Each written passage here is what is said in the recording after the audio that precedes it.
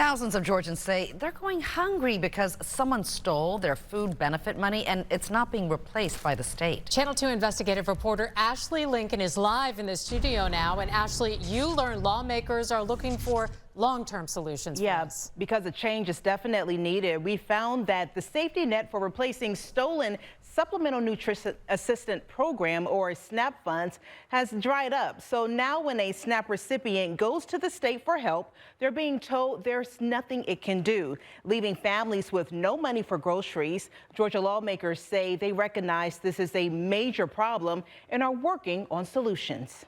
We're a little empty right now. Eureka Slaughter says looking at empty cabinets sends a wave of emotions through her. I'm holding back tears. It's very hurtful knowing that I promised my kids they wouldn't go through this. Coming home from school, ain't no food in here, because sometimes I don't get a chance to eat in school.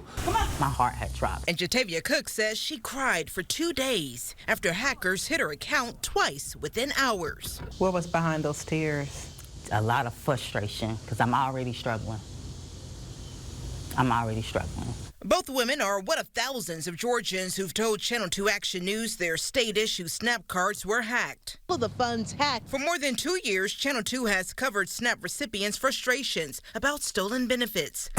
This is what we have to make work. Slaughter says she had to lean on her community to help her buy groceries for her family of 3. If it weren't for them, we'll probably be starving right now. The majority of the complaints from Channel 2 viewers show hackers are primarily spending the money in the Northeast. Both women showed us how their benefits were spent at stores in New Jersey, Pennsylvania, and New York. Have you ever been in New York and Pennsylvania? No. Were you there in March? No. In 2 different states? 2 different states. The federal government's program for replacing stolen benefits ended in December, but the hacking hasn't slowed down. I couldn't even get anybody on the phone line. For a year, I received benefits, so I truly know and understand the importance of having those benefits. State Representative Patty Marie Stinson was once a SNAP recipient. She says in recent months, her office has received a lot of complaints. This is not falling on deaf ears. She says Georgia lawmakers are working to craft legislation to provide long-term funding for replacement benefits. We want to make sure that people in Georgia know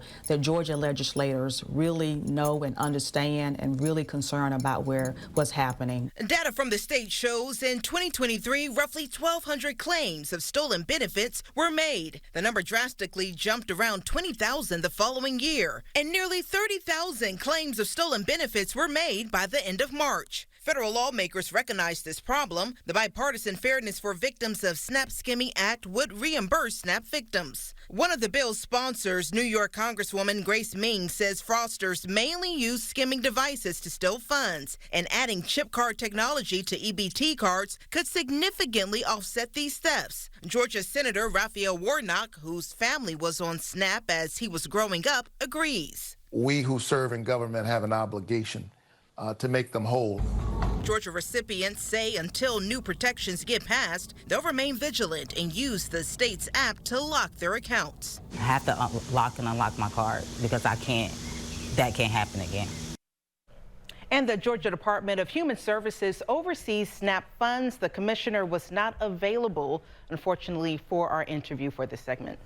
Well, Ashley, is the state doing anything to stop these kinds of thefts? Yes, we brought this to their attention, and they say that within the last year, the state has introduced several fraud protections, including the lock feature to lock and unlock a person's card, and also by not allowing easy pins like 1, 2, 3, 4. Now, it said at this time, card chipping is not possible in Georgia because most vendors' EBT point of sale systems do not support chip cards. And yesterday we found the U.S. Department of Agriculture announced it will disqualify retailers who are caught participating in this type of fraud. So it would take upgrades to the card, but also on the vendor side too, if they were to do that. All Absolutely. Right. Ashley, I know you'll stay on it. Thank you. Thank you.